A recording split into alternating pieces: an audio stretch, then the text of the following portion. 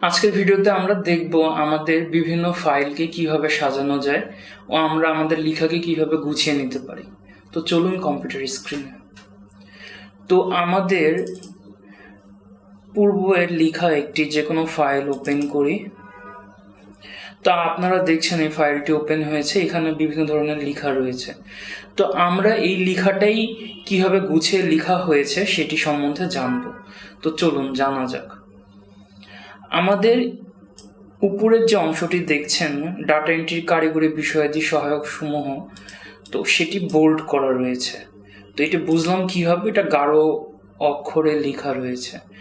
তো আমরা যদি যে কোনো কথা বোল্ড করতে চাই সেক্ষেত্রে আমরা এখানে সিলেক্ট করব, পুরাটা সিলেক্ট করে আমরা বোল্ডে দিব। যদি বোল্ডে দিই তাহলে বোল্ড হবে, আবার একই জিনিস যদি সিলেক্ট করে আবার যদি বিতে দিই তাহলে হচ্ছে আমাদের আনবোল্ড হয়ে যাবে। এখন আপনাদের প্রশ্ন হতে পারে যে লেখাটি কেন এত বড় হলো, আমি এটিকে ছোট কিভাবে করব। তো সেটির জন্য এটা আমাদের সিলেক্ট করতে হবে। সিলেক্ট করে আমরা আমাদের লেখাটার সাইজ এখান থেকে ছোট করতে পারবো। এখানে 8, 9, 10 বিভিন্ন ধরনের সাইজ আছে, আমরা আমাদের প্রয়োজন মোতাবেক সাইজ যে কোনো সাইজ নিতে পারি। এখন যদি আমরা এই লেখাটির রং পরিবর্তন করতে চাই সেক্ষেত্রে আমরা দুইভাবে রং পরিবর্তন করতে পারি। যদি আমরা শুধু লেখাটার রং পরিবর্তন করতে চাই তাহলে আমরা লেখাটা সিলেক্ট করে এখানে যে ফন্ট কালার রয়েছে এখানে দিব। এখানে বাই ডিফল্ট আকারে রেড কালার দেওয়া থাকে, আপনি চাইলে যে কোনো কালার সিলেক্ট করতে পারেন, যেমন নীল কালি সিলেক্ট করলাম, এখানে নীল কালার হলো। আবার যদি আমরা চাই রংটা রাখবো না তাহলে আমরা সিলেক্ট করে জাস্ট ওইটার মধ্যে যে কোনো কালার যেটা রয়েছে আমরা এখানে আমাদের ব্ল্যাক কালার যদি আগের মতো রাখতে চাই ব্ল্যাকে দিয়ে দিলাম। আমরা আরেক ধরনের কি ধরনের রং পরিবর্তন করতে পারি, যেমন আমরা এই লেখাটা সিলেক্ট করে আমাদের এখানে যেটা টেক্সট হাইলাইট কালার রয়েছে আমরা সেটা দিতে পারি। তাহলে আমরা যেগুলা লাইটার দিয়ে দিই আমাদের বিভিন্ন ডকুমেন্টে, যেমন আমাদের বিভিন্ন ধরনের লাইটার আমরা যে কাগজের মধ্যে লিখে লিখে দিই, সেই লাইটারগুলো দিলেও আমরা এইভাবে আমাদের লেখাকে লাইট করে দিতে পারি। তো আমরা এটার রঙও বিভিন্ন ধরনের সিলেক্ট করতে পারি। যদি আমরা সবুজ লাইটার চাই সবুজ করে দিতে পারি। আমাদের প্রয়োজনের জন্য যদি প্রয়োজন হয় আমরা এখান থেকে কালারটা সিলেক্ট করতে পারি। নো কালার দিলে আমাদের কোনো কালার আসবে না।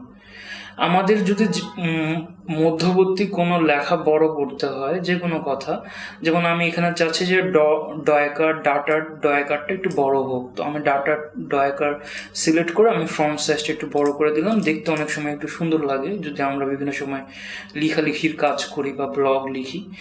তো আমাদের ক্লায়েন্ট যদি চায় সেক্ষেত্রে আমরা এটা করতে পারি। তো আমরা আবার যদি পূর্বের অবস্থায় ফিরে আসতে চাই আমরা আসতে পারি।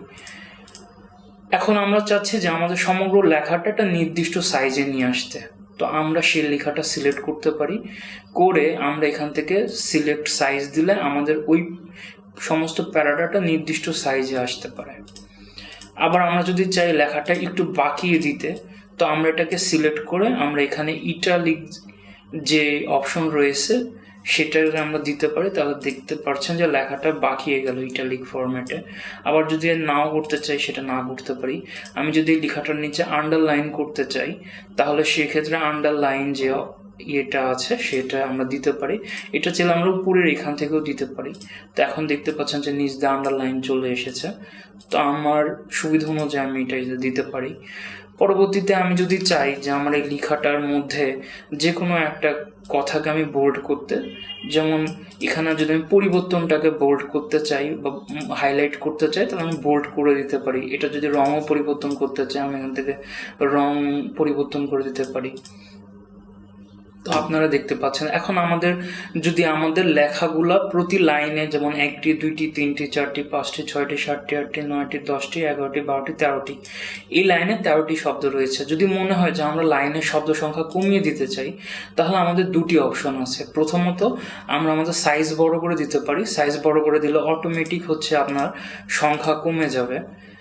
তাছাড়া যদি আমরা চাই তো সেক্ষেত্রে আমরা যদি এখানে সিলেক্ট করলাম করে আমরা যদি উপরের দিকে এখানে খেয়াল করে দেখতে পাচ্ছেন উপরের দিকে যদি এখানে স্পেসের অপশন রয়েছে, যদি আমরা স্পেস বাড়িয়ে কমিয়ে দিতে চাই, লাইনের মধ্যে গ্যাপ বাড়াতে কমাতে পারি। ঠিক একই সাথে যদি আমরা লাইনের মধ্যবর্তী স্পেসও যদি পরিবর্তন করতে চাই, তো সেক্ষেত্রে আমরা প্যারাগ্রাফের বিভিন্ন লাইনের স্পেস পরিবর্তন করতে পারি।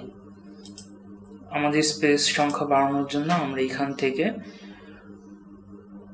আমাদের এটি সিলেক্ট করতে হবে, করে নিয়ে আমাদের এখান থেকে লাইন স্পেসিংয়ে গেলাম, এটা লাইন স্পেসিং, প্যারা স্পেসিং, লাইন স্পেসিংয়ে গেলাম। লাইন স্পেসিংয়ে গিয়ে আমরা চাচ্ছি যে কতটুকু আমরা রাখতে চাই। এখান থেকে আমাদের লাইন স্পেসিংয়ের সংখ্যা আমরা ডবল করে দিতে পারি, তো ডবল হয়ে গেল। তো এই লাইন স্পেসিংগুলো হলো ঠিক আমরা যদি এটাকে সেন্টারের মধ্যে নিয়ে আসতে চাই, সিলেক্টেড অংশটা সেন্টারে আনতে পারি।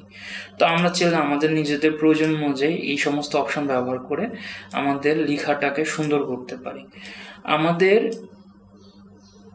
যে কোনো পয়েন্ট যদি নিচের দিকে এরকম বুলেট পয়েন্ট বলে, এটাকে বুলেট পয়েন্ট আনতে চাই, তাহলে যে কোনো লেখার পরে আমরা যদি এরপরে যে কোনো একটা ইন্টার দিই তাহলে অটোমেটিক আসবে। তো এটা কিভাবে আসলো সেটা চলুন দেখি।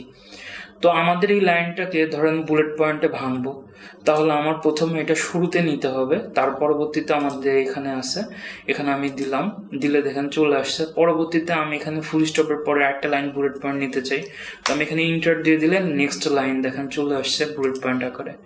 পরবর্তীতে আমি যদি চাই এটা বুলেট পয়েন্ট না সংখ্যা আকারে নিতে চাই, তো আমরা ধরেন এইটাকে পূর্বের অবস্থায় যদি নিয়ে যাই যদি সংখ্যা আকারে নিতে চাই, তো সংখ্যা অবস্থায় যদি 1 2 3 বা এরকম ABCD বিভিন্ন ধরনের ফরম্যাট আছে, আমরা চাইলে আমরা এইভাবে সংখ্যা আকারে নিতে পারি।